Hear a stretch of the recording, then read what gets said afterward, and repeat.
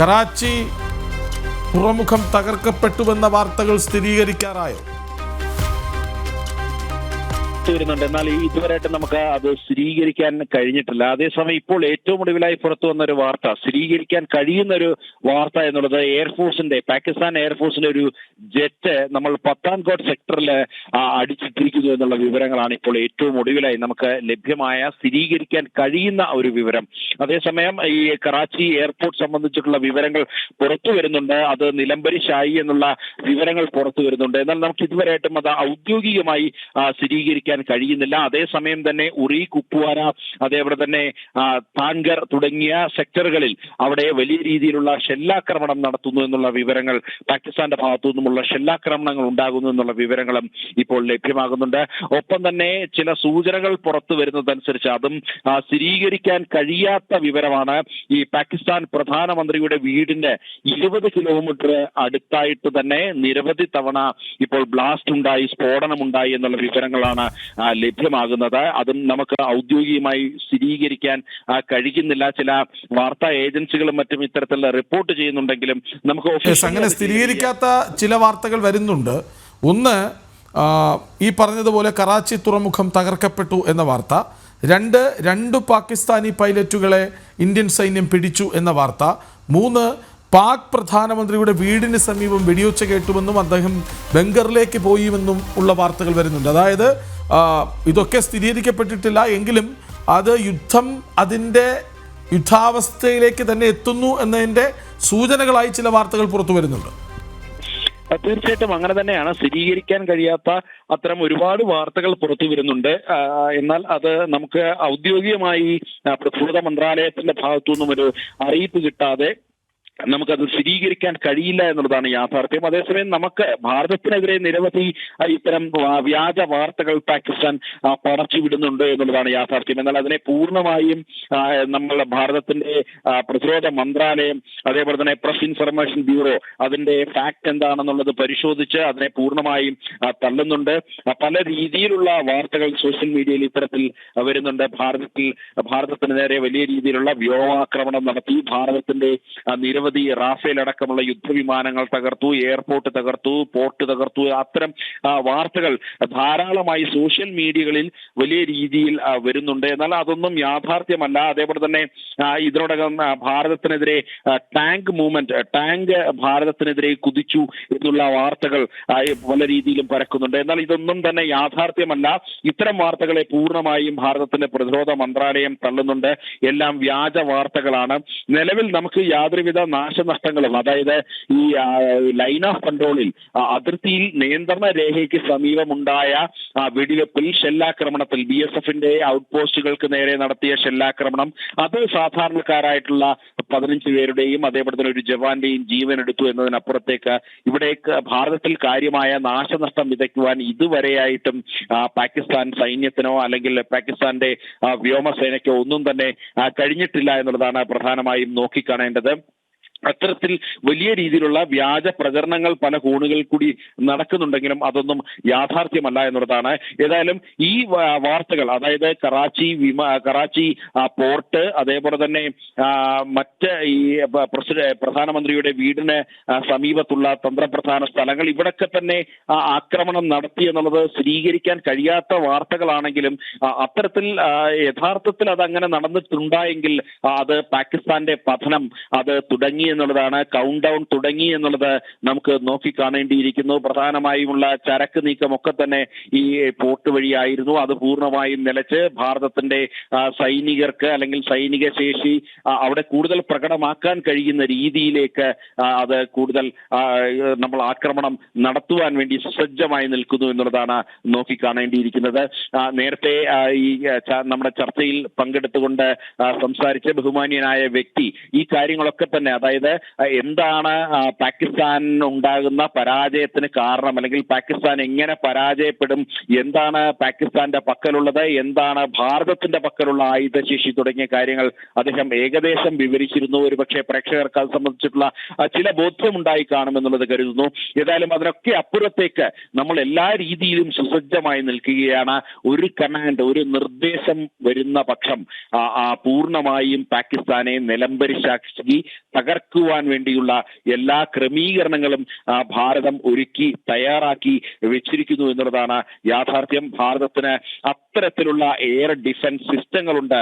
BARC 8 MR SAM എന്ന് പറയുന്ന ഭാരതത്തിന്റെ ഡിഫൻസ് സിസ്റ്റം, അത് 70 മുതൽ 80 കിലോമീറ്റർ റേഞ്ചിൽ കൗണ്ടർ അറ്റാക്ക് നടത്താൻ പറ്റുന്ന രീതിയിലുള്ള സിസ്റ്റമാണ് ബാർക്ക് 8. അത് ഭാരതത്തിന്റെ വായുസേനയുടെ 18 സ്ക്വാഡ്രനോടൊപ്പമുണ്ട്.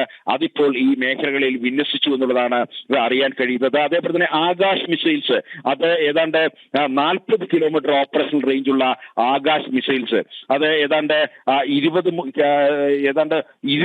കിലോമീറ്റർ ഉയരത്തിൽ വരെ അതിന് പറന്ന് ഇത്തരം ഈ പ്രതിരോധം നടത്തുവാൻ വേണ്ടിയുള്ള ശേഷിയുള്ള മിസൈൽ സംവിധാനമാണ് ആകാശ്. അത് medium range surface to air മിസൈലാണ്. അതും ഭാരതത്തിന്റെ ഇപ്പോൾ 15 സ്ക്വാഡ്രൺ, ഇന്ത്യൻ എയർഫോഴ്സിന്റെ 15 സ്ക്വാഡ്രൺ വഹിച്ചുകൊണ്ട് ഈ മേഖലകളിൽ നിലയുറപ്പിച്ചിരിക്കുകയാണ്.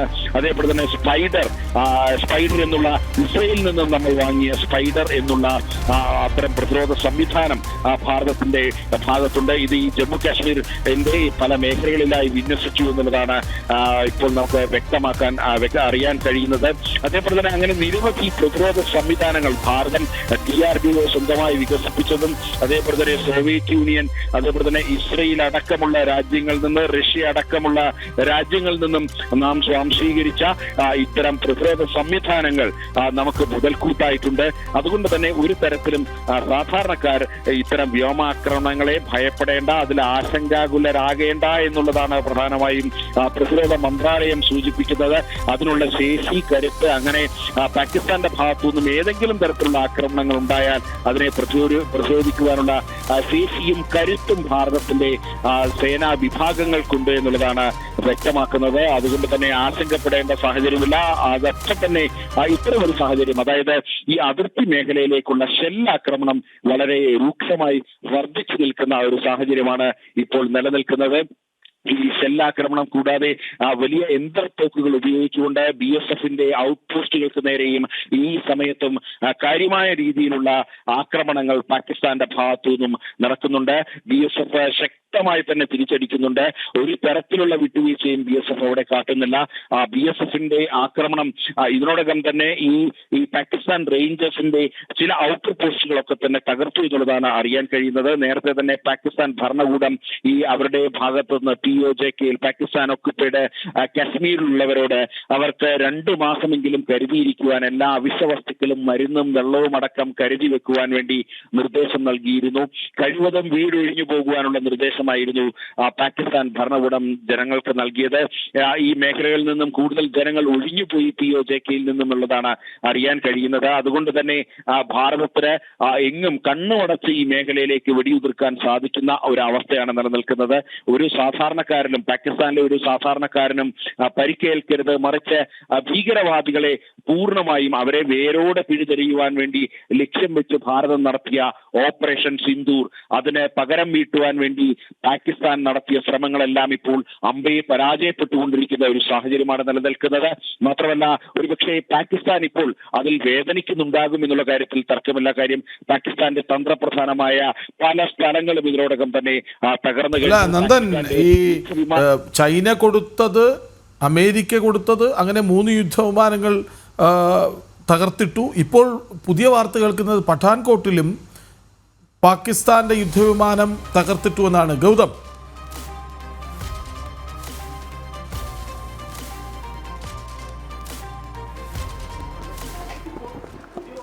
കൃഷ്ണരാജെ, ഈ പാകിസ്ഥാന്റെ പൈലറ്റിനെ ജയ്സൽമീറിൽ അറസ്റ്റ് ചെയ്തു. അതിപ്പോൾ 2 പൈലറ്റുമാരെ അവിടെ പിടികൂടി എന്നാണ് മനസ്സിലാക്കാൻ സാധിക്കുന്നത്. അതോടൊപ്പം തന്നെ ഡ്രോണുകൾ ജലന്ധറിലും, പഞ്ചാബിലെ ജലന്ധറിൽ പാകിസ്ഥാന്റെ ഡ്രോണുകൾ ഇപ്പോൾ തകർത്തതായി റിപ്പോർട്ടുകൾ വരുന്നുണ്ട്. അതായത് ഈ രാത്രി ഉടനീളം വലിയ തോതിലുള്ള സംഘർഷം ആകാശമാർഗം നടന്നുകൊണ്ടേ ഇരിക്കുകയാണ്. ഇതിപ്പോൾ വൈകുന്നേരത്തോടെ സന്ധ്യാസമയത്ത് തുടങ്ങിയ സംഘർഷമാണ്. അതിനൊരു അയവ് വരുന്നില്ല. അത് തുടർച്ചയായി തന്നെ ആ സംഘർഷം അതേ രീതിയിൽ തന്നെ നടക്കുന്നു. ഇപ്പോൾ ഏറ്റവും ഒടുവിൽ വരുന്ന അപ്ഡേഷൻ ഒന്ന്, ഡ്രോണുകൾ ജലന്ധറിലും, പഞ്ചാബിലെ ജലന്ധർ മേഖലയിൽ പ്രകോപനത്തിനായി എത്തിയ പാകിസ്ഥാന്റെ ഡ്രോണുകൾ നമ്മുടെ സൈന്യം വീഴ്ത്തിയിരിക്കുന്നു. നേരത്തെ ജമ്മുവിലും അതോടൊപ്പം തന്നെ രാജസ്ഥാനിലെ ജയ്സൽമീർ, അതുപോലെ തന്നെ ശ്രീനഗർ, ഈ സ്ഥലങ്ങളിലെല്ലാം അവിടെയെല്ലാം ഡ്രോണുകൾ പറത്തിക്കൊണ്ട് വലിയ പ്രകോപനത്തിന് പാകിസ്ഥാൻ ശ്രമിച്ചതാണ്. അതിനെല്ലാം കനത്ത മറുപടികൾ ഭാരതത്തിന്റെ ഭാഗത്ത് നിന്നുണ്ടായി. മാത്രമല്ല പാകിസ്ഥാനിൽ മുഴുവൻ ബ്ലാക്ക് ഔട്ട് ആകുന്നു എന്നതാണ് മനസ്സിലാക്കാൻ സാധിക്കുന്നത്. അതായത് ഒരു സമ്പൂർണ്ണ അടച്ചുപൂട്ടലിലേക്ക് പാകിസ്ഥാൻ പൂർണ്ണമായി തന്നെ പോകുകയാണ്. അതായത് അവരുടെ എയർ ഡിഫൻസ് സിസ്റ്റങ്ങൾ ഏതാണ്ട് പൂർണ്ണമായി തകർന്നിരിക്കുന്നു. പ്രതിരോധ സംവിധാനങ്ങളെല്ലാം ഭാരതത്തിന്റെ പ്രത്യാക്രമണത്തിൽ തകർന്നടിഞ്ഞിരിക്കുകയാണ്. ഈ ഒരു പശ്ചാത്തലത്തിൽ പൂർണ്ണമായ ഒരു ബ്ലാക്ക് ഔട്ടിലേക്ക് പോയി എല്ലായിടത്തും സൈറനുകൾ മുഴങ്ങുന്ന വലിയ ആശങ്കയുടെ അന്തരീക്ഷമാണ് ഇപ്പോൾ പാകിസ്ഥാനിൽ എല്ലായിടത്തും എന്നാണ് നമുക്ക് ലഭ്യമാകുന്ന വിവരം. മാത്രമല്ല പാകിസ്ഥാൻ മാധ്യമങ്ങൾ ഇപ്പോൾ പൂർണ്ണമായി നിശബ്ദത പാലിക്കുകയാണ്. സാധാരണയായി ഈ പാകിസ്ഥാൻ സൈന്യത്തിന്റെ വീമ്പ് പറച്ചിലുകൾ ഏറ്റുപിടിക്കുന്ന ഒരു സ്വഭാവം പാകിസ്ഥാനിലെ മാധ്യമങ്ങൾക്കുണ്ട്. എന്നാൽ അതൊന്നും കാണാൻ ഇപ്പോൾ സാധിക്കുന്നില്ല. അതിന്റെ അർത്ഥം ഭാരതത്തിന്റെ പ്രത്യാക്രമണം പാകിസ്ഥാനെ വലിയ തോതിൽ ആശങ്കയിൽ ആഴ്ത്തിയിരിക്കുന്നു. അവരുടെ തലസ്ഥാന നഗരിയായിട്ടുള്ള ഇസ്ലാമാബാദിൽ ഉൾപ്പെടെ വലിയ തോതിലുള്ള പരിക്കുകൾ ഏൽപ്പിക്കുവാൻ ഭാരതത്തിന്റെ പ്രത്യാക്രമണത്തിന് സാധിച്ചിരിക്കുന്നു എന്നതാണ്. ഇസ്ലാമാബാദും കറാച്ചിയും റാവൽപിണ്ടിയും സിയാൽകോട്ടും ലാഹോറും ഉൾപ്പെടെയുള്ള പാകിസ്ഥാനിലെ തന്ത്രപ്രധാന നഗരങ്ങൾക്ക് മുകളിലൂടെയാണ് ഭാരതത്തിന്റെ മിസൈലുകൾ തീമഴയായി പെയ്തിറങ്ങിയത്. നമുക്കറിയാം കഴിഞ്ഞ ദിവസം പാകിസ്ഥാനിലെ ഭീകര കേന്ദ്രങ്ങളെ പൂർണ്ണമായും നിലംപരിശാക്കിക്കൊണ്ടുള്ള ഒരു വലിയ സൈനിക നീക്കം തന്നെ ഭാരതത്തിന്റെ സൈന്യത്തിന്റെ ഭാഗത്ത് നിന്നുണ്ടായി. ഓപ്പറേഷൻ സിന്ദൂരിന്റെ ആദ്യ ഘട്ടം മാത്രമായിരുന്നു അത്. ഇന്നിപ്പോൾ കേന്ദ്ര മന്ത്രിസഭാ യോഗത്തിൽ പ്രതിരോധ മന്ത്രി രാജ്നാഥ് സിംഗ് പറഞ്ഞ വാക്കുകളെ അർത്ഥവത്താക്കുന്നതാണ് ഈ രാത്രി എന്ന കാര്യത്തിൽ സംശയമില്ല. അദ്ദേഹം പറഞ്ഞത് ഓപ്പറേഷൻ സിന്ദൂരിന്റെ ആദ്യ ഘട്ടം മാത്രമാണ് കഴിഞ്ഞ ദിവസം കടന്നുപോയത്. ഓപ്പറേഷൻ സിന്ദൂർ എന്നത് ശത്രു രാഷ്ട്രത്തിനെതിരെയുള്ള വലിയ നീക്കമാണ് എന്നാണ് അദ്ദേഹം പറഞ്ഞത്. അതായത് അതൊരു തുടർച്ചയായ പ്രക്രിയയാണ്. അത് ഏതെങ്കിലുമൊക്കെ ഭീകര ക്യാമ്പുകൾ തകർക്കുന്നതിലൂടെ മാത്രം അവസാനിക്കുന്നതല്ല, മറിച്ച് ശത്രു രാഷ്ട്രം വളർത്തിക്കൊണ്ടിരിക്കുന്ന ഭീകര കേന്ദ്രങ്ങളെ നിലംപരിശാക്കി അവിടെ പൂർണ്ണമായി തന്നെ പ്രധാനമന്ത്രി നരേന്ദ്രമോദി അടുത്തിടെ പറഞ്ഞതുപോലെ ഭീകരതയെ മണ്ണോട് ചേർത്ത് ഇല്ലാണ്ടാക്കുന്നത് വരെയുള്ള വലിയ ഓപ്പറേഷനാണ് ഓപ്പറേഷൻ സിന്ദൂർ എന്നാണ് ഇന്ന് സർവകക്ഷി യോഗത്തിൽ പ്രതിരോധ മന്ത്രി രാജ്നാഥ് സിംഗ് വ്യക്തമാക്കിയത്. അദ്ദേഹത്തിന്റെ വാക്കുകളെ കൃത്യമായി അന്വർത്ഥമാക്കുന്ന രീതിയിലുള്ള വലിയ പ്രത്യാക്രമണം ഭാരത സൈന്യത്തിന്റെ ഭാഗത്ത് നിന്ന് ഉണ്ടായിരിക്കുന്നു എന്നുള്ളതാണ്. ഒപ്പം മറ്റൊരു അപ്ഡേഷൻ നേരത്തെ തന്നെ അത് സംബന്ധിച്ചുള്ള സൂചനകൾ നൽകിയിരുന്നു. പാകിസ്ഥാൻ പ്രധാനമന്ത്രി ഷഹബാസ് ഷെരീഫിന്റെ ഔദ്യോഗിക വസതിക്ക് സമീപം ഒരു വലിയ സ്ഫോടനം ഉണ്ടായിരിക്കുകയാണ്. ഇസ്ലാമാബാദിലാണ് ഈ സ്ഫോടനം റിപ്പോർട്ട് ചെയ്തിരിക്കുന്നത്. ഇതിന്റെ പിന്നിൽ അത് ഭാരതം നടത്തുന്ന പ്രത്യാക്രമണത്തിന്റെ ഭാഗമാണോ അതല്ലെങ്കിൽ ഇതിനിടയിൽ പാകിസ്ഥാനിൽ നടന്നുകൊണ്ടിരിക്കുന്ന ആഭ്യന്തര സംഘർഷം വേറെയുമുണ്ട്. കാരണം ബലൂചിസ്ഥാനിൽ നടന്നുകൊണ്ടിരിക്കുന്ന പ്രശ്നങ്ങളെ പറ്റി നമുക്കറിയാം. വർഷങ്ങളായി പാകിസ്ഥാൻ പിടിച്ചു വച്ചിരിക്കുന്ന ബലൂച്ച് പ്രദേശം അതിനെ വിമോചനം വേണമെന്ന് ആവശ്യപ്പെട്ടുകൊണ്ട് സ്വാതന്ത്ര്യ സമരത്തിന്റെ മറ്റൊരു പോർമുഖം നമ്മൾ ബലൂചിസ്ഥാനിൽ കണ്ടുകൊണ്ടിരിക്കുകയാണ്. ഇന്നും അവിടെ 14 പാകിസ്ഥാൻ പട്ടാളക്കാർ ബലൂച്ച് ലിബറേഷൻ ആർമി എന്ന വിമോചന പോരാളികളുടെ ആക്രമണത്തിന് കൃത്യമായി തന്നെ വിധേയരായിക്കൊണ്ട് അവിടെ പാകിസ്ഥാൻ പട്ടാളക്കാർ കൊല്ലപ്പെട്ടിരുന്നു. ബലൂച്ച് ലിബറേഷൻ ആർമിയെ സംബന്ധിച്ചിടത്തോളം അവരുടെ വാദങ്ങൾ ന്യായമാണ്. 1948 മുതൽ പാകിസ്ഥാൻ കടന്നു കയറി അവരുടേതാക്കി വെച്ചിരിക്കുന്ന ഒരു സ്വതന്ത്രമായ ഭൂപ്രദേശമാണ് ബലൂചിസ്ഥാൻ എന്നത്. തീർച്ചയായും ആ വിമോചനത്തിന് വേണ്ടിയുള്ള പോരാട്ടമാണ് ബലൂച്ച് ലിബറേഷൻ ആർമിയുടെ നേതൃത്വത്തിൽ നടക്കുന്നത്. ഒരു ഭാഗത്ത് ബലൂച്ച് ലിബറേഷൻ ആർമി നടത്തുന്ന പ്രവർത്തനങ്ങളുണ്ട്. അതോടൊപ്പം തന്നെ വിവിധ രീതിയിലുള്ള ഭീകര സംഘടനകളുടെ പ്രവർത്തനങ്ങൾ പാകിസ്ഥാൻ നടക്കുന്നുണ്ട്. അതിനാൽ അതുമായി ബന്ധപ്പെട്ട ഒരു ആഭ്യന്തര സംഘർഷത്തിന്റെ ഭാഗമാണോ ഇപ്പോൾ ഈ ഒരു നീക്കം എന്ന കാര്യത്തിൽ സംശയമില്ല. ഇപ്പോൾ മറ്റൊരു അപ്ഡേഷൻ വരുന്നത് NSG കമാൻഡോകളെ ജമ്മുവിലെയും അതോടൊപ്പം തന്നെ ശ്രീനഗറിലെയും എയർപോർട്ടുകളിൽ വിന്യസിച്ചിരിക്കുന്നു എന്നതാണ്. NSG നാഷണൽ സെക്യൂരിറ്റി ഗാർഡ് നമുക്കറിയാം ഭീകരാക്രമണങ്ങൾ നേരിടാൻ പ്രത്യേക പരിശീലനം ലഭിച്ചിട്ടുള്ള ഭീകരാക്രമണങ്ങളെ നേരിടുന്നതിൽ വലിയ തോതിലുള്ള പ്രത്യേക പരിശീലനങ്ങളുള്ള സൈന്യത്തിലെ പ്രത്യേക വിഭാഗമാണ് NSG എന്നത്. 2008 മുംബൈ ഭീകരാക്രമണത്തിൽ നമ്മൾ കണ്ടതാണ്. കടൽ മാർഗമെത്തിയ ലഷ്കർ ഇ തോയ്ബയുടെ മുഴുവൻ ഭീകരന്മാരെയും മുംബൈയുടെ മണ്ണിൽ ഇല്ലാണ്ടാക്കിക്കൊണ്ടുള്ള വലിയ സൈനിക നീക്കം അതിനൊക്കെ നേതൃത്വം നൽകിയത് NSG ആണ്. ആ NSGക്ക് ഇപ്പോൾ ശ്രീനഗർ വിമാനത്താവളത്തിന്റെയും അതുപോലെ തന്നെ ജമ്മു വിമാനത്താവളത്തിന്റെയും നിയന്ത്രണം NSG ഏറ്റെടുത്തിരിക്കുന്നു എന്ന വാർത്ത കൂടി ഈ ഘട്ടത്തിൽ കടന്നു വരികയാണ്. കാരണം ഏറ്റവും തന്ത്രപ്രധാനമായ 2 വിമാനത്താവളങ്ങളാണ് ജമ്മു കാശ്മീരിലെ ജമ്മു വിമാനത്താവളവും അതോടൊപ്പം തന്നെ ശ്രീനഗർ വിമാനത്താവളവും. അതിൽ ജമ്മു വിമാനത്താവളം ലക്ഷ്യമിട്ടാണ് ഇന്ന് പാകിസ്ഥാന്റെ ഡ്രോണുകൾ വന്നതെങ്കിൽ അതിനെ കൃത്യമായിട്ട് തന്നെ ആകാശമാർഗം തന്നെ അതിനെ പ്രതിരോധിക്കുവാൻ നമ്മുടെ എയർ ഡിഫൻസ് സിസ്റ്റത്തിന്, നമ്മുടെ മിസൈലുകൾക്ക്, നമ്മുടെ എയർ ടു സർഫസ് മിസൈലുകൾക്ക് സാധിച്ചിരുന്നു. എന്തായാലും ആ വിമാനത്താവളങ്ങളുടെ നിയന്ത്രണം ഇപ്പോൾ നാഷണൽ സെക്യൂരിറ്റി ഗാർഡ് എന്ന NSG ഏറ്റെടുത്തിരിക്കുന്നു എന്ന അപ്ഡേഷൻ ഈ ഘട്ടത്തിൽ വരുന്നുണ്ട്. അതോടൊപ്പം തന്നെ മറ്റൊരു നിർണായകമായ ഘടകം, കേന്ദ്ര ആഭ്യന്തരമന്ത്രി അമിത്ഷാ ഡൽഹിയിൽ നിർണായകമായ യോഗം വിളിച്ചിരുന്നു. അദ്ദേഹം BSFന്റെയും CISFന്റെയും തലവന്മാരുമായി സംസാരിച്ചു എന്നതാണ്. കാരണം BSF നമുക്കറിയാം ബോർഡർ സെക്യൂരിറ്റി ഫോഴ്സ്, അവരാണ് രാജ്യാന്തര അതിർത്തിയുടെ സുരക്ഷ, പാകിസ്ഥാനുമായി ഉള്ള പ്രധാനപ്പെട്ട അതിർത്തി ജമ്മു റീജിയനിലും അതോടൊപ്പം തന്നെ പഞ്ചാബ്, രാജസ്ഥാൻ, ഗുജറാത്ത് എന്നീ സംസ്ഥാനങ്ങളിലൂടെ കടന്നു പോകുന്ന രാജ്യാന്തര അതിർത്തിയുടെ നിയന്ത്രണം പൂർണ്ണമായും ബോർഡർ സെക്യൂരിറ്റി ഫോഴ്സിനാണ്. എന്നാൽ കശ്മീരിലൂടെ കടന്നു പോകുന്ന നിയന്ത്രണ രേഖയിൽ മാത്രമാണ് സൈന്യം നേരിട്ട് അവിടെ സുരക്ഷാ കാര്യങ്ങൾ ശ്രദ്ധിക്കുന്നത്. അങ്ങനെ ഈ രാജ്യാന്തര അതിർത്തിയുടെ സുരക്ഷ, പാകിസ്ഥാനുമായുള്ള രാജ്യാന്തര അതിർത്തിയുടെ സുരക്ഷാ ചുമതലയുള്ള BSFന്റെ തലവനുമായി ഇപ്പോൾ കേന്ദ്ര ആഭ്യന്തരമന്ത്രി അമിത്ഷാ സംസാരിച്ചു. ഒപ്പം രാജ്യത്തെ എയർപോർട്ടുകളുടെയും അതോടൊപ്പം തന്നെ റെയിൽവേ സ്റ്റേഷനുകളുടെയും മെട്രോ സ്റ്റേഷനുകളുടെയും ഒക്കെ സുരക്ഷാ ചുമതലയുള്ള CISFന്റെ തലവനുമായും കേന്ദ്ര ആഭ്യന്തരമന്ത്രി അമിത്ഷാ സംസാരിച്ചിരിക്കുന്നു. ഒരു അടിയന്തര സാഹചര്യം ഉണ്ടായിക്കഴിഞ്ഞാൽ എങ്ങനെ ആക്ട് ചെയ്യണമെന്ന നിർദ്ദേശമാണ് കേന്ദ്ര ആഭ്യന്തരമന്ത്രി അമിത്ഷാ BSF, CISF തലവന്മാർക്ക് നൽകിയിരിക്കുന്നത്. ഏതായാലും സുപ്രധാനമായ യോഗങ്ങൾ രാജ്യതലസ്ഥാനത്തും ഈ രാത്രിയിലും പുരോഗമിക്കുകയാണ്. നേരത്തെ ദേശീയ സുരക്ഷാ ഉപദേഷ്ടാവ് അജിത് ഡോവൽ പ്രധാനമന്ത്രി നരേന്ദ്രമോദിയെ അദ്ദേഹത്തിന്റെ ഔദ്യോഗിക വസതിയിലെത്തി കണ്ടിരുന്നു. ഇന്ന് ഉച്ചയ്ക്കും അജിത് ഡോവൽ നേരിട്ട് പ്രധാനമന്ത്രിയെ കണ്ടതാണ്. വൈകുന്നേരം രാത്രിയിൽ വീണ്ടും അജിത് ഡോവൽ എത്തി പ്രധാനമന്ത്രിയെ കണ്ടു. ഇത്തരത്തിൽ രാജ്യ തലസ്ഥാനത്ത് ഈ രാത്രിയിൽ വളരെ നിർണായകമായ യോഗങ്ങൾ നടക്കുന്നു. കാരണം അതിർത്തിയിൽ ഭാരതത്തിന്റെ പോർ വിമാനങ്ങൾ ഉൾപ്പെടെ ഇപ്പോൾ പാകിസ്ഥാനിൽ വലിയ തോതിലുള്ള തിരിച്ചടികൾ വർഷിച്ചുകൊണ്ടിരിക്കുകയാണ്. ഈ ഘട്ടത്തിൽ അതിനെ മോണിറ്റർ ചെയ്യുകയാണ് ന്യൂഡൽഹി. പ്രധാനമന്ത്രി അദ്ദേഹത്തിന്റെ വസതിയിൽ ഇരുന്നു കൊണ്ട് ഈ കാര്യങ്ങളെല്ലാം കൃത്യമായി നേരിട്ട് മനസ്സിലാക്കുകയാണ്. പ്രതിരോധ മന്ത്രി രാജ്നാഥ് സിംഗ്, കേന്ദ്ര ആഭ്യന്തരമന്ത്രി അമിത്ഷാ, ദേശീയ സുരക്ഷാ ഉപദേഷ്ടാവ് അജിത് ഡോവൽ ഇവരെല്ലാം തുടർച്ചയായി ഈ സാഹചര്യങ്ങളെ മോണിറ്റർ ചെയ്യുകയും പരസ്പരം ഇവർ ടെലിഫോണുകളിലും അതല്ലാതെ നേരിട്ടെത്തിയും ഈ കാര്യങ്ങൾ കൃത്യമായിട്ട് തന്നെ വിശകലനം ചെയ്യുന്നുണ്ട്. അതിർത്തിയിൽ എന്തായാലും ഇപ്പോഴും യുദ്ധ സാഹചര്യം, പോർവിമാനങ്ങൾ പറക്കുന്നു. നേരത്തെ ഇന്ത്യയുടെ പോർവിമാനങ്ങൾ ജമ്മുവിൽ നിന്നാണ് പറന്നുയർന്ന് പാകിസ്ഥാന് നേരെ ആക്രമണം അഴിച്ചുവിട്ടത്.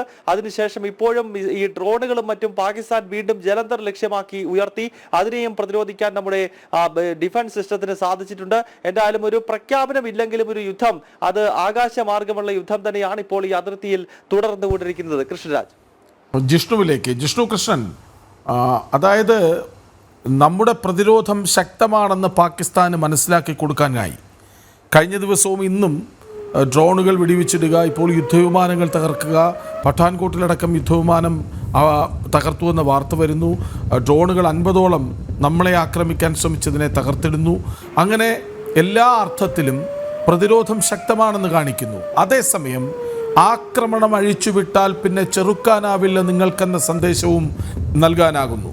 ഇസ്ലാമാബാദിൽ, കറാച്ചിയിൽ, റാവൽപിണ്ടിയിൽ അങ്ങനെ പാകിസ്ഥാൻ്റെ പ്രധാനപ്പെട്ട നഗരമേഖലകളിലേക്കും ആഞ്ഞടിക്കാൻ നമ്മുടെ സൈനിക സംവിധാനത്തിന് കഴിയുന്നു.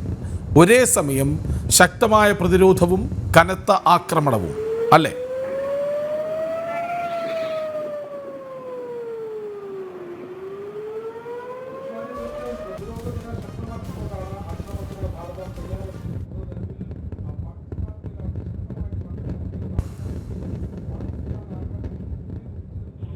അത് സംബന്ധിച്ചുള്ള വിശദാംശങ്ങൾ മാത്രമാണ് ലഭ്യമാകേണ്ടതുള്ളത്. കാരണം പാകിസ്ഥാൻ പ്രാദേശിക മാധ്യമങ്ങൾ ഇത് സംബന്ധിച്ചുള്ള റിപ്പോർട്ടുകൾ ഒന്നും തന്നെ നിലവിൽ നൽകുന്നില്ല എന്നുള്ളതാണ് മനസ്സിലാക്കുന്നത്. അത്രയധികം കനത്ത തിരിച്ചടി പാകിസ്ഥാന്റെ മണ്ണിൽ തലസ്ഥാന നഗരമായിട്ടുള്ള ഇസ്ലാമാബാദിലും കറാച്ചിയിലും റാവൽപിണ്ടിയിലും എല്ലാം നടന്നു എന്ന റിപ്പോർട്ടുകളാണ് ഇപ്പോൾ പുറത്തുവരുന്നത്. ഭാരതത്തിൽ സൈന്യം അത് സംബന്ധിച്ചുള്ള സ്ഥിരീകരണം നൽകുന്നുണ്ട്. പക്ഷെ എത്രത്തോളം നാശനഷ്ടം പാകിസ്ഥാന്റെ മണ്ണിൽ ഉണ്ടായിട്ടുണ്ട് എന്നതാണ് കാണുന്നത്. അനാവശ്യ പ്രക്ഷോഭം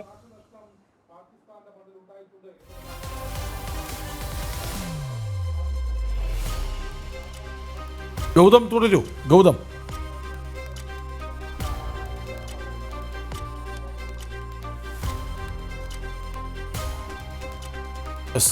ഭാരതം ശക്തമായി തിരിച്ചടിക്കുന്നു.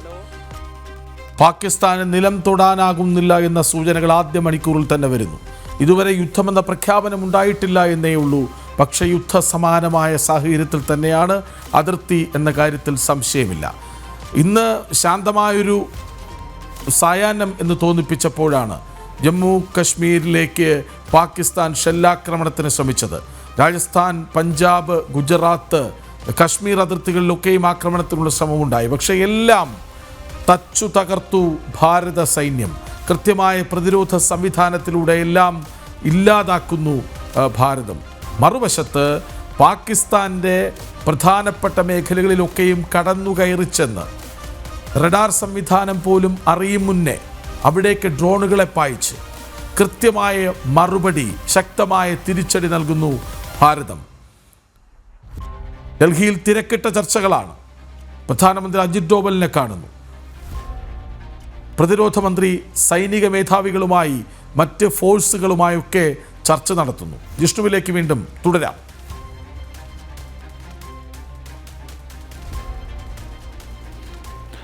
കൃഷ്ണാജി, അതിശക്തമായിട്ടുള്ള തിരിച്ചടി ഇപ്പോൾ പാകിസ്ഥാന്റെ മണ്ണിൽ ഭാരതം നടത്തിയിട്ടുണ്ട് എന്നുള്ള റിപ്പോർട്ടുകളാണ് പുറത്തു വന്നുകൊണ്ടിരിക്കുന്നത്. അത് സംബന്ധിച്ചുള്ള സ്ഥിരീകരണം ലഭ്യമാക്കേണ്ടതുണ്ട്. പാകിസ്ഥാന്റെ തലസ്ഥാന നഗരമായിട്ടുള്ള ഇസ്ലാമാബാദിലും കറാച്ചിയിലും റാവൽപിണ്ടിയിലും ലാഹോറിലും ഉൾപ്പെടെയും അതിശക്തമായിട്ടുള്ള തിരിച്ചടികൾ ഈ പാതിരാത്രിയിലും പാകിസ്ഥാന്റെ ആകാശത്ത് തീമഴ പെയ്യിപ്പിച്ചുകൊണ്ട് സൂര്യോദയം കാണിച്ചുകൊണ്ടുള്ള അതിശക്തമായിട്ടുള്ള തിരിച്ചടികൾ ഭാരതത്തിന്റെ സൈന്യം അത് യുദ്ധവിമാനങ്ങളിൽ നിന്നുള്ള മിസൈലുകളായിട്ടും ഒപ്പം ഡ്രോൺ ആക്രമണവുമായി നടത്തിയിട്ടുണ്ട് എന്നുള്ള വിവരങ്ങളാണ് പുറത്തു വരുന്നത്. ഇത് സംബന്ധിച്ചുള്ള റിപ്പോർട്ടുകളൊന്നും തന്നെ നിലവിൽ പാകിസ്ഥാൻ പ്രാദേശിക മാധ്യമങ്ങൾ നൽകുന്നില്ല. അത് സംബന്ധിച്ചുള്ള വിശദാംശങ്ങൾ ലഭ്യമാക്കേണ്ടതുണ്ട്. പക്ഷേ ഭാരതത്തിന്റെ സൈന്യം അത് സ്ഥിരീകരിച്ചിട്ടുണ്ട്. അതിശക്തമായിട്ടുള്ള തിരിച്ചടിയാണ് അനാവശ്യ പ്രകോപനത്തിന് പാകിസ്ഥാന് നൽകിയിട്ടുള്ളത്. ഒപ്പം ഒരു കൃത്യമായിട്ടുള്ള പ്രതിരോധ നിര ശക്തമാക്കിക്കൊണ്ടുകൂടിയാണ് ഈ തിരിച്ചടിക്ക് ഭാരതം ഒരുങ്ങിയിട്ടുള്ളത്.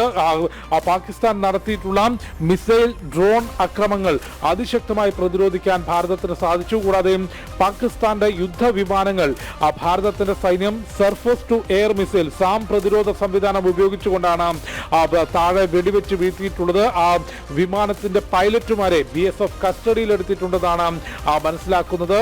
നിരവധി ഡ്രോണുകൾ ജമ്മു സെക്ടറിൽ മാത്രം 50 ഡ്രോണുകൾ ഉൾപ്പെടെയാണ് ഇപ്പോൾ ഭാരതം ഇത്തരത്തിൽ നിർവീര്യമാക്കിയിട്ടുള്ളത്. ജമ്മു കശ്മീർ കൂടാതെ പഞ്ചാബ്, ഹരിയാന, രാജസ്ഥാൻ മേഖലകളിലാണ് ഇത്തരത്തിൽ മിസൈലുകളും ഡ്രോണും ഉപയോഗിച്ചുകൊണ്ട് ഭാരതത്തെ ആക്രമിക്കാനുള്ള ഒരു പ്രകോപനം പാകിസ്ഥാന്റെ ഭാഗത്തു നിന്നുണ്ടായിട്ടുള്ളത്. അതിനെ നേരിടാൻ S-400 കൂടാതെ L-70, Su-23, ഷിൽക്ക തുടങ്ങിയ വ്യോമ പ്രതിരോധ സംവിധാനങ്ങൾ വിന്യസിച്ചുകൊണ്ട് ജമ്മു, പട്ടാൻകോട്ട് കൂടാതെ താഴേക്ക് പരിശോധിക്കുമ്പോൾ പഞ്ചാബും ഹരിയാനയും രാജസ്ഥാൻ മേഖലകൾ, ജയ്സൽമീർ ഉൾപ്പെടെയുള്ള മേഖലകളിൽ പാകിസ്ഥാൻ നടത്തിയ ഓരോ ശ്രമത്തെയും അതിശക്തമായും കൃത്യമായും പ്രതിരോധിക്കാൻ ഭാരതത്തിന് സാധിച്ചു. അതിന് പിറകെയാണ് അത്യുഗ്രമായിട്ടുള്ള തിരിച്ചടി, അപ്രഖ്യാപിത യുദ്ധം പാകിസ്ഥാന് നേരെ ഇപ്പോൾ ഭാരതം നടത്തിയിട്ടുള്ളത്.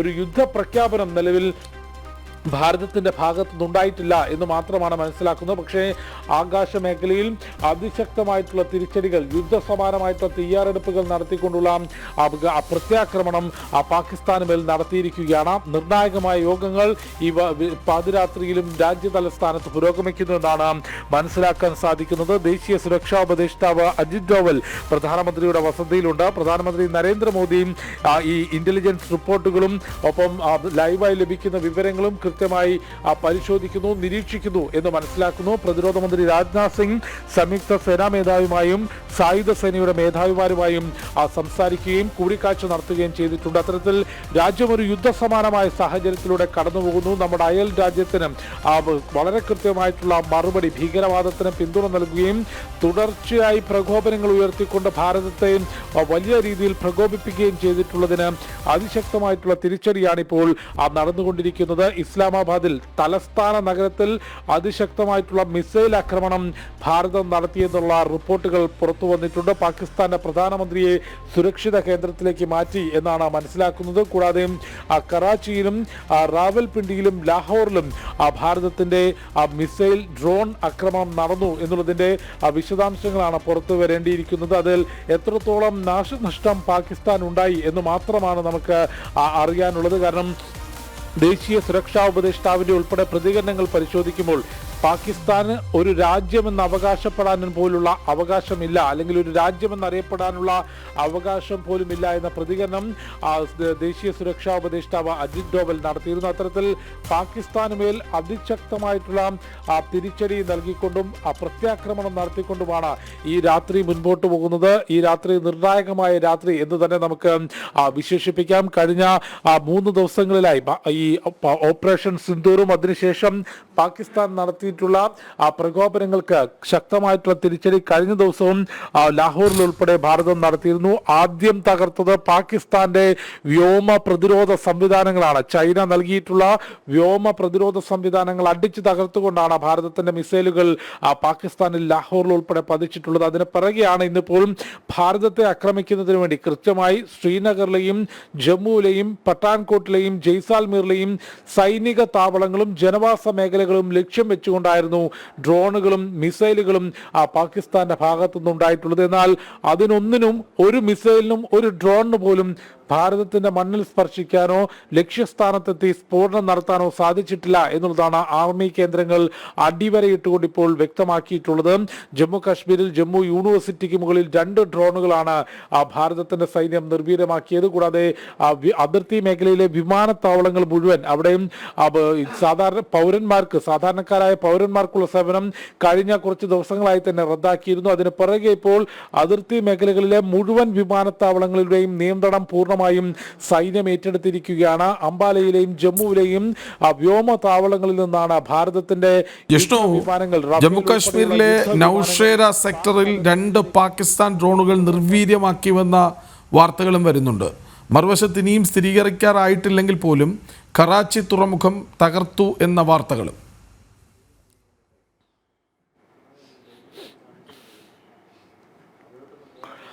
കൃഷ്ണാജി, അത് സംബന്ധിച്ചുള്ള കൃത്യമായിട്ടുള്ള സ്ഥിരീകരണങ്ങൾ വരേണ്ടതുണ്ട്. ഇപ്പോൾ വളരെ കൃത്യമായി നമുക്ക് ലഭ്യമാകുന്ന വിവരങ്ങൾ പ്രകാരം ഈ സമുദ്ര അതിർത്തിയിൽ പടക്കപ്പലുകൾ പാകിസ്ഥാൻ തീരത്തേക്ക് അടുത്തു എന്നുള്ള റിപ്പോർട്ടുകൾ വരുന്നുണ്ടെങ്കിൽ പോലും നാവികസേനയുടെ ഭാഗത്തുനിന്നോ അല്ലെങ്കിൽ നമ്മുടെ പ്രതിരോധ മേഖലയിൽ നിന്നോ പ്രതിരോധ സംവിധാനങ്ങളിൽ നിന്നോ അത്തരത്തിലുള്ള സ്ഥിരീകരിക്കാവുന്ന റിപ്പോർട്ടുകളോ വാർത്തകളോ പുറത്തു വന്നിട്ടില്ല എന്ന് തന്നെ വേണം നമുക്ക് ഇപ്പോഴും പറയാൻ. പക്ഷേ അതിശക്തമായ ആക്രമണം വഴി, അതായത് വ്യോമസേന കൃത്യമായി നടത്തിയിട്ടുണ്ട് എന്നുള്ളത് നമ്മുടെ പ്രതിരോധ സംവിധാനങ്ങൾ വളരെ കൃത്യമായി വ്യക്തമാക്കുന്നുമുണ്ട്. അതായത് ആകാശത്തിലൂടെയും പാകിസ്ഥാന്റെ വ്യോമ പ്രതിരോധ സംവിധാനങ്ങൾ തകർത്തുകൊണ്ട് പാകിസ്ഥാന്റെ തലസ്ഥാന നഗരമായിട്ടുള്ള ഇസ്ലാമാബാദ്, കൂടാതെ കറാച്ചി, റാവൽപിണ്ടി തുടങ്ങിയിട്ടുള്ള സ്ഥലങ്ങളിലാണ് ഇന്ത്യ കൃത്യമായിട്ടുള്ള പ്രത്യാക്രമണം നടത്തിയത്.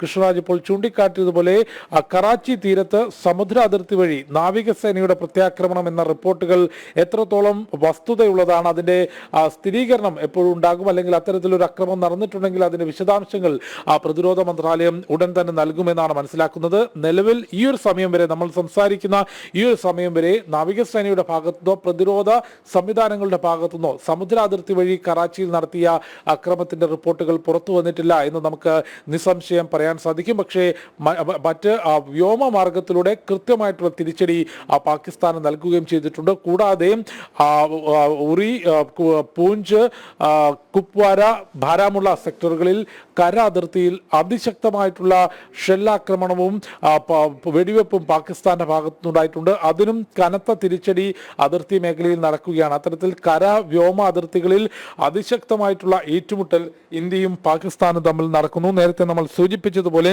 ഒരു യുദ്ധ പ്രഖ്യാപനമില്ലാതെയുള്ള പരസ്യമായിട്ടുള്ള തുറന്ന യുദ്ധത്തിലേക്ക് ഇന്ത്യയും പാകിസ്ഥാനും എത്തുന്നു എന്നുള്ളത് തന്നെയാണ് മനസ്സിലാക്കുന്നത്. അതിന്റെ ഭാഗമായി കടുത്ത സൈനിക നിയന്ത്രണങ്ങൾ ഭാരതത്തിൽ ഏർപ്പെടുത്തിയിട്ടുണ്ട്. നിരവധി വിമാനത്താവളങ്ങൾ കഴിഞ്ഞ ദിവസങ്ങളിൽ സാധാരണ പൗരന്മാർക്കുള്ള സേവനങ്ങൾ നിർത്തിവെച്ച വിമാനത്താവളങ്ങളുടെ പൂർണ്ണ ചുമതല ജമ്മുവും ഒപ്പം പട്ടാൻകോട്ടിലേക്ക് താഴേക്ക് എത്തുമ്പോൾ പഞ്ചാബിലെയും രാജസ്ഥാനിലെയും ഹരിയാനയിലെയും എല്ലാം വിമാനത്താവളങ്ങളുടെ പൂർണ്ണ ഉത്തരവാദിത്വം, പൂർണ്ണ ചുമതല ഇപ്പോൾ സൈന്യം ഏറ്റെടുത്തിട്ടുണ്ട് എന്നാണ് മനസ്സിലാക്കാൻ സാധിക്കുന്നത്. അതിർത്തി പങ്കിടുന്ന അന്താരാഷ്ട്ര അതിർത്തി പങ്കിടുന്ന സംസ്ഥാനങ്ങളുമായി കൃത്യമായിട്ടുള്ള നിർദ്ദേശങ്ങൾ ഇതിനോടകം ആഭ്യന്തര മന്ത്രാലയം നൽകിയിട്ടുണ്ട്. ആഭ്യന്തര സുരക്ഷ ഉറപ്പാക്കുന്ന ഏജൻസികളോട്, അതായത് CRPF-ഉം CISF-ഉം ഉൾപ്പെടെയുള്ള സുരക്ഷാ ഏജൻസികളുടെ മേധാവിമാരുമായി കേന്ദ്ര ആഭ്യന്തരമന്ത്രി അമിത്ഷാ ഇതിനോടകം ആശയവിനിമയം നടത്തിയിട്ടുണ്ടെന്നാണ് മനസ്സിലാക്കുന്നത്. രണ്ട് വിഭാഗങ്ങളിലായാണ് ഇപ്പോൾ ഈ സുരക്ഷാ ക്രമീകരണങ്ങൾ മുൻപോട്ട് പോകുന്നത്. ആഭ്യന്തര സുരക്ഷ സംബന്ധിച്ചുള്ള കാര്യങ്ങൾ വളരെ കൃത്യമായി ആഭ്യന്തരമന്ത്രി അമിത്ഷായാണ് കൈകാര്യം ചെയ്യുന്നത്. അതിന്റെ ഭാഗമായുള്ള കൂടിയാലോചനകളും ഉന്നതതല യോഗങ്ങളും പുരോഗമിക്കുന്നുണ്ട്. ഒപ്പം പാകിസ്ഥാന് നൽകുന്ന തിരിച്ചടി സംബന്ധിച്ചും വ്യോമസേനയുടെ പ്രവർത്തനങ്ങൾ സംബന്ധിച്ചും പ്രതിരോധ മന്ത്രി രാജ്നാഥ് സിംഗും ദേശീയ സുരക്ഷാ ഉപദേഷ്ടാവ് അജിത് ഡോവലുമാണ് കോർഡിനേറ്റ് ചെയ്യുന്നതെന്നാണ് മനസ്സിലാക്കുന്നത്. ഏതായാലും നിർണായകമായ യോഗങ്ങൾ രാജ്യതലസ്ഥാനത്ത് പുരോഗമിക്കുന്നുണ്ട്. ജമ്മു സെക്ടറിൽ കൂടുതൽ ഡ്രോണുകൾ, കൃഷ്ണരാജ് ചൂണ്ടിക്കാട്ടിയതുപോലെ ജമ്മു സെക്ടറിൽ കൂടുതൽ ഡ്രോണുകൾ വെടിവെച്ച് വീഴ്ത്തി എന്നുള്ള റിപ്പോർട്ടുകൾ പുറത്തു വരുന്നുണ്ട്. ഭാരതത്തെ സംബന്ധിച്ച് പ്രതിരോധ നിരയിൽ യാതൊരു തരത്തിലുമുള്ള പാളിച്ചകൾ ഉണ്ടാക്കുന്നില്ല എന്നുള്ളത് വളരെ വ്യക്തമാണ്. S-400 റഷ്യൻ നിർമ്മിത S-400, ഭാരതം സുദർശന ചക്രം എന്ന പേര് നൽകിയിട്ടുള്ള S-400 കൂടാതെ L-70, Su-23, ഷിൽക്ക തുടങ്ങിയിട്ടുള്ള വ്യോമ പ്രതിരോധ സംവിധാനങ്ങളാണ് ഭാരതം അതിർത്തി മേഖലയിൽ ഉൾപ്പെടെ വിന്യസിച്ചിട്ടുള്ളത്. ഈ ഡ്രോണുകളും കൂടാതെ മിസൈലുകളും ഉൾപ്പെടെ ആളില്ലാ ചെറു വിമാനങ്ങളും ഉൾപ്പെടെ വളരെ കൃത്യമായി പ്രതിരോധിക്കാനും തകർക്കാനും സാധിക്കുന്ന രീതിയിൽ ഷാർപ്പായിട്ടുള്ള പ്രതിരോധ സംവിധാനങ്ങളാണ് S-400-ഉം Su-23യും ഷിൽക്കയും എല്ലാം. അതുപയോഗിച്ചുകൊണ്ടാണ് ഇത്തരത്തിൽ പ്രതിരോധ സംവിധാനം ഭാരതം ശക്തമാക്കിയിട്ടുള്ളത്. ഒപ്പം റഫേൽ ഉൾപ്പെടെയുള്ള യുദ്ധവിമാനങ്ങൾ അതിർത്തിയിലേക്ക് കുതിച്ചു പൊങ്ങിക്കൊണ്ടാണ് മിസൈലുകൾ പാകിസ്ഥാന്റെ മണ്ണിലേക്ക് വിന്യസിച്ചിട്ടുള്ളത്. അത്തരത്തിലൊരു തുറന്ന യുദ്ധത്തിലൂടെ ആകാശ മേഖല കടന്നുപോകുന്നു. വ്യോമ അതിർത്തികളിൽ അതിശക്തമായിട്ടുള്ള അതീവ ജാഗ്രതാ നിർദ്ദേശമാണ് നൽകിയിട്ടുള്ളത്. അത്തരത്തിലൊരു നടപടികളുടെ പശ്ചാത്തലത്തിൽ ജമ്മു കശ്മീർ, പഞ്ചാബ്, ഹരിയാന, രാജസ്ഥാൻ കൂടാതെ ഹിമാചൽ പ്രദേശ് സംസ്ഥാനങ്ങളിലും അതീവ ജാഗ്രതാ നിർദ്ദേശം നൽകിയിട്ടുണ്ട്. ഈ മേഖലകളിലെ എയർപോർട്ടുകൾ, വിമാനത്താവളങ്ങൾ കഴിഞ്ഞ 48 മണിക്കൂറിലധികമായി സാധാരണ പൗരന്മാർക്കുള്ള സേവനം നിർത്തിവെച്ചിരുന്നു. ഇപ്പോൾ ആ വിമാനത്താവളങ്ങളുടെ പൂർണ്ണ ചുമതല, ഉത്തരവാദിത്തം സൈന്യം ഏറ്റെടുത്തിരിക്കുകയാണ്. ആഭ്യന്തര സുരക്ഷ സംബന്ധിച്ച് കൃത്യമായിട്ടുള്ള വിലയിരുത്തലുകൾ നടക്കുന്നുണ്ട്. രാജ്യത്തിനകത്ത് ഭീകരാക്രമണങ്ങൾ, സ്ഫോടനങ്ങൾ നടക്കാതിരിക്കാനുള്ള പ്രതിരോധ സംവിധാനവും പരിശോധനകളും തുടരുന്നുണ്ട്. കൃഷ്ണരാജ്, ശക്തമായി തിരിച്ചടിക്കുന്നു ഭാരതം.